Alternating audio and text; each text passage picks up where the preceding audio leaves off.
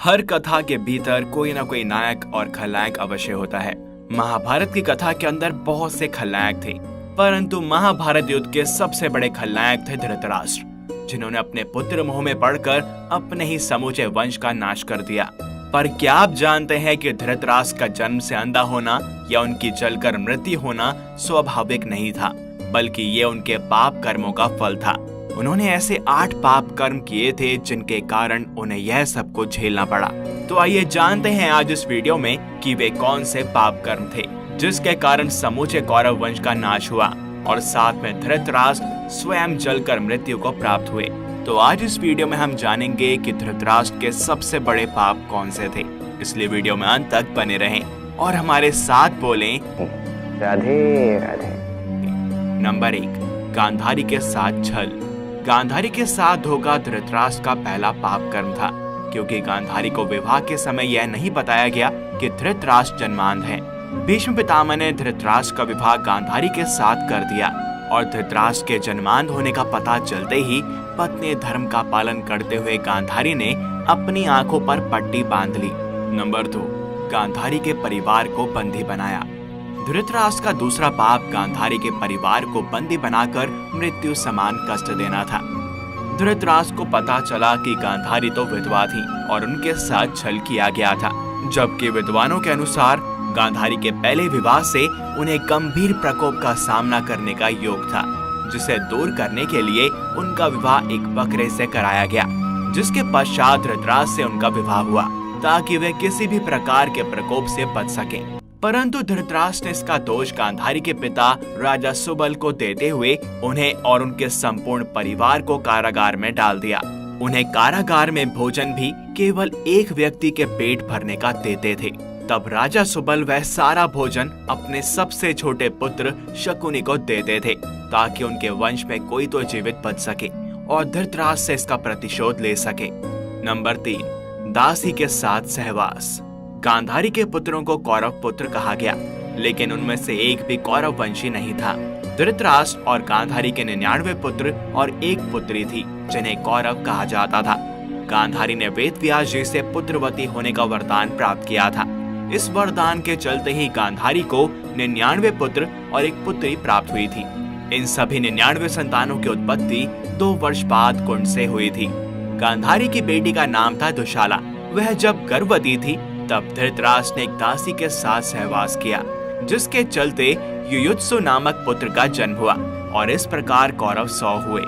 Number 4, पुत्र के मुंह में करवाया युद्ध। पुत्र मुंह में धृतराष्ट्र पांडवों के साथ अन्याय कर रहे थे, लेकिन राजा और राज सिंहासन के प्रति निष्ठा के चलते भीष्म उनके साथ बने रहे।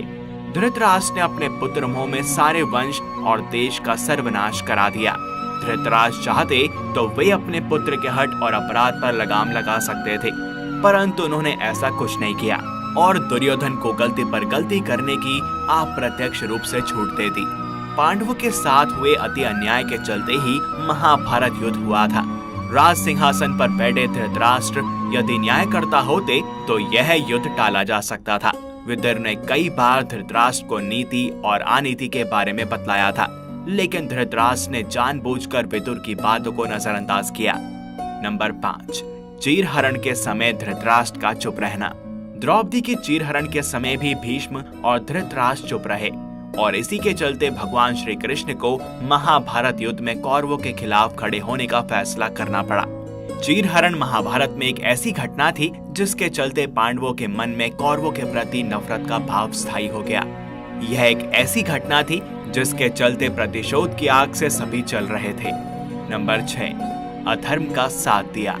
वयोवृद्ध और ज्ञानी होने के बावजूद धृतराष्ट्र के मुंह से कभी न्याय संगत बात नहीं निकली। पुत्र मोह में उन्होंने कभी गांधारी की न्यायोचित बात पर ध्यान नहीं दिया।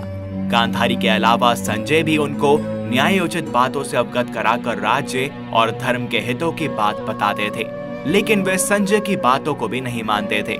वे हमेशा ही शकुनी और दुर्योधन की बातों को ही सच मानते थे और उन्हीं की बातों से प्रभावित होते थे। वे जानते थे कि वे अधर्म और अन्याय कर रहे हैं, परंतु फिर भी वे पुत्र का साथ देते। अधर्म का साथ देने वाला कैसे खलनायक नहीं हो सकता। नंबर 7, युद्ध का अंत हो चुका था और पांडुपुत्र भीम ने धृतराष्ट्र के सभी पुत्रों का वध कर दिया था। इसको लेकर धृतराष्ट्र के मन में क्रोध और बदले की भावना प्रबल हो उठी। अतः मौका पाकर धृतराष्ट्र भीम को मार डालना चाहते थे। एक बार की बात है, जब महाभारत युद्ध जीतने के बाद पांचों पांडव श्री कृष्ण के साथ हस्तिनापुर महाराज धृतराष्ट्र से मिलने पहुंचे तो भीम के अतिरिक्त सबने धृतराष्ट्र को प्रणाम किया तथा उनके गले मिले। बाद में भीम की बारी आई तो भगवान श्री कृष्ण धृतराष्ट्र की मंशा जान चुके थे। अतः जब भीम धृतराष्ट्र को प्रणाम करके उनके गले मिलने के लिए आगे बढ़ने लगे तो श्री कृष्ण ने भीम को इशारे से रोक दिया और उनके स्थान पर भीम के लोहे की मूर्ति को आगे बढ़ा दिया। धृतराष्ट्र बहुत शक्तिशाली थे। उन्होंने लोहे की मूर्ति को भीम समझकर पूरी ताकत से दबोच लिया और इस मूर्ति को तोड़ डाला। उनमें क्रोध इतना था कि वे समझ नहीं पाए कि यह तो लोहे की मूर्ति है। भीम की मूर्ति तोड़ने से उनके मुंह से खून भी निकलने लगा। इसके बाद जब धृतराष्ट्र का क्रोध शांत हुआ तो वे भीम को मृत समझकर रोने लगे। तब भगवान श्री कृष्ण बोले कि भीम तो अभी जीवित हैं। आपने भीम समझकर भीम की मूर्ति को तोड़ा है। इस प्रकार भगवान श्री कृष्ण ने धृतराष्ट्र से भीम की जान बचाई थी। नंबर 8, पूर्व जन्म का पाप। कहते हैं कि पूर्व जन्म में किए पाप के कारण धृतराष्ट्र जन्म से ही अंधे थे और उनके सभी पुत्र भी मारे गए। दरअसल अपने पूर्व जन्म में धृतराष्ट्र एक बहुत ही निर्दयी एवं क्रूर राजा थे। एक दिन जब वे अपने सैनिकों के साथ राज्य भ्रमण पर निकले तो उनकी नजर एक तालाब में अपने बच्चों के साथ आराम करते हुए हंस पर पड़ी।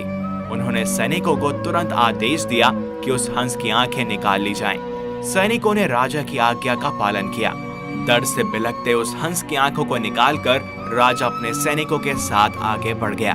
उस हंस की असहनीय पीड़ा के कारण मृत्यु हो गई। इस घटना के पश्चात उसके बच्चे भी मृत्यु को प्राप्त हो गए और मरते वक्त हंस ने राजा को श्राप दिया था कि मेरी ही तरह तुम्हारी भी यही दुर्दशा होगी। इसी श्राप के कारण अगले जन्म में धृतराष्ट्र अंधे पैदा हुए तथा उनके पुत्र उसी प्रकार मृत्यु को प्राप्त हुए जिस तरह हंस के हुए।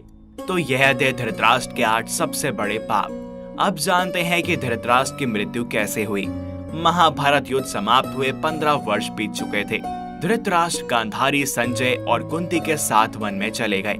एक दिन धृतराष्ट्र गंगा में स्नान करने के लिए गए तो अचानक ही जंगल में आग लग गई। इसकी जानकारी मिलते ही गांधारी, कुंती और संजय वन की ओर भागे, जहां सभी ने धृतराष्ट्र से बाहर आने के लिए कहा, परंतु शारीरिक रूप से कमजोर होने के कारण वे बाहर नहीं निकल सके।